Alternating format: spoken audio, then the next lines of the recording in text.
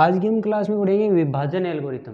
विभाजन एल्गोरिथम का मतलब होता है कि जो आपने जैसे आप भाग पढ़ते हो ना, कि जैसे यदि आपको कहा जाए कि जैसे 10 में 5 का भाग देना है, तो भाग देने पर आपके पास शेषफल क्या आता है, भागफल क्या होता है, आपने किसका भाग दिया, ये सब। तो आज हम इसमें यही पढ़ेंगे कि विभाजन एल्गोरिथम के द्वारा कि हम बहुपदों का विभाजन कैसे करते हैं। किनका? बहुपदों का। और बहुपदों का भाग देखो सबसे आसान है। जैसे हमने दो एग्जाम्पल लिए, एक तो एग्जाम्पल ये है कि आपको इसमें इस वाले में आपको सिर्फ शेषफल और भागफल निकालना है। क्या निकालना है? शेषफल और भागफल। जबकि ये वाला जो एग्जाम्पल है इसमें हमें ये बताना है कि ये जो g ऑफ x है ये p ऑफ x का गुणनखंड है या नहीं।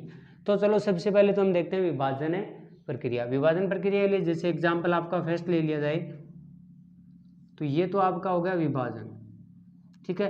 जैसे p ऑफ x आपका लिखा हुआ है x cube minus 3x square plus 5x और प्लस में 2, और आपको इसमें भाग किसका देना है? X square minus 2, g of x. और जी ऑफ एक्स हमारा क्या है?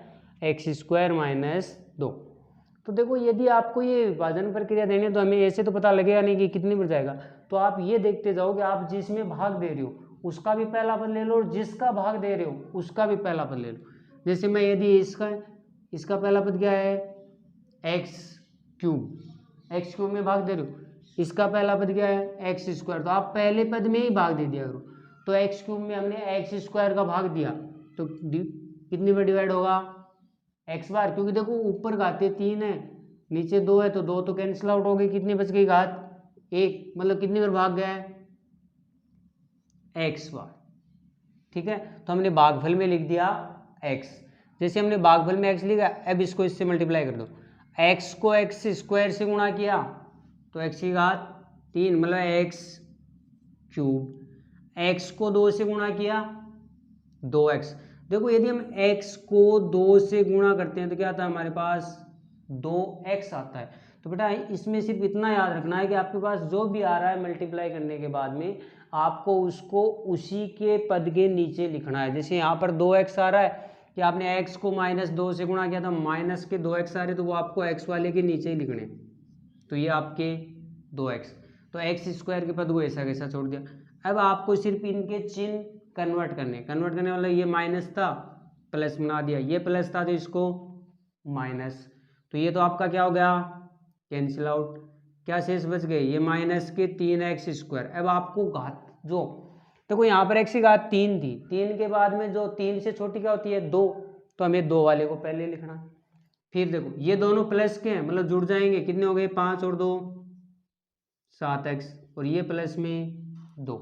अब आपको वही भाग देना है। इसका पहला पद -3x स्क्वायर, इसका पहला पद एक्स स्क्वायर, और आपको पता है एक्स स्क्वायर से एक्स स्क्वायर कैंसिल आउट, क्या बचा है? सिर्फ -3। तो ये माइनस के 3 भागफल, -3 को एक्स स्क्वायर से गुणा किया -3x स्क्वायर। आ गए यहाँ तक? अब देखो -3 को -2 से गुणा किया, वेरी गुड, प्लस के 6, और ये देखो ये अचर पद है तो हम अचर पद के नीचे ही लिख। अब वही इनके चिन्ह चेंज कर दो, ये माइनस का था तो किसका करते हैं? प्लस का। तो ये तो आपके कैंसिल आउट हो गई, क्या बच गया? 7x, और ये प्लस में देखो प्लस में 2 में से 6 घटाए माइनस के 4। अब देखो सबसे पहले x आया था, x की घात 1 आ रही थी, फिर अचर पद आ रहा है, मतलब अब ये भाग आगे नहीं होगा। तो जैसे हमने p ऑफ x में g ऑफ x का भाग दिया तो ये तो आपके आ गए, किसमें आ गए? भागफल में। और आपके शेषफल में क्या बच गए? 7x minus 4।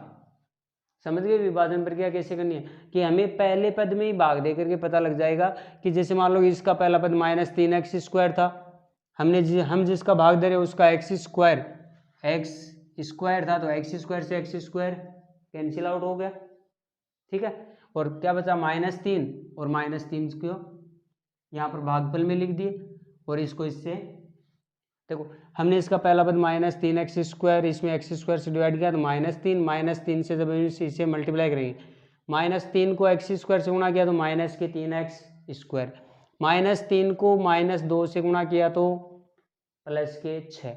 अब हम इनके चिन्ह चेंज करेंगे, ये प्लस का और ये माइनस का, तो ये तो देखो एक माइनस एक प्लस दोनों कैंसिल आउट हो गए, 7x, और यहाँ पर देखो 2 में से 6 घटाए तो माइनस के 4। ये तो है हमारा ये कि यदि आपको भागफल और शेषफल निकालना हो तब, तो देखो ये तो था हमारा एग्जाम्पल नंबर 1। अब आपके इसके बाद में एक क्वेश्चन और बनता है, इसमें क्या बनता है कि क्वेश्चन ये बनता है कि आपको ये बताना है कि g of x p of x का गुणनखंड है या नहीं। तो यदि गुणनखंड है या नहीं, यदि आपको ये पता लगाना है तो आपको ये बात याद रखनी है कि आपके पास जो शेषफल आएगा ना, कि आपको विभाजन प्रक्रिया करनी है, लेकिन जो शेषफल आएगा उसका मान क्या आएगा 0। अगर 0 आ रहा है तब तो गुणनखंड है, यदि नहीं आ रहा है तो गुणनखंड नहीं है। तो देखो चलो विभाजन प्रक्रिया करते हैं। आपका p ऑफ x है x की घात 5 minus 4x cube plus x square plus में 3x और प्लस में 1 हो गया। अब इसे डिवाइड करना हमें किसे, x cube minus 3x plus 1, तो वही इसका पहला पद x की घात 5, इसका पहला पद x की घात 3, और डिवाइड करेंगे तो कितनी बन जाएगा x की घात 2। तो ये लो x की घात 2 आपने भागफल में लिख दी। अब इसे मल्टीप्लाई कर, x की घात 2 को x की घात 3 से मल्टीप्लाई किया, मतलब x स्क्वायर को x क्यूब से x की घात 5, x स्क्वायर को 3x से गुणा करेंगे तो ये आ गया माइनस कितना आ जाएगा 3x क्यूब, x स्क्वायर को 1 से गुणा किया, ये आपका x स्क्वायर आ गया यहाँ तक। अब वही इसके चिन्ह चेंज कर दो, ये माइनस ये प्लस का हो जाएगा और ये माइनस का, तो देखो ये तो कैंसिल आउट होगा। माइनस 4x क्यूब में से माइनस ये क्या है प्लस 3x क्यूब, मतलब एक माइनस दूसरा प्लस, मतलब घटेगा, तो कितना आ गया माइनस का x क्यूब।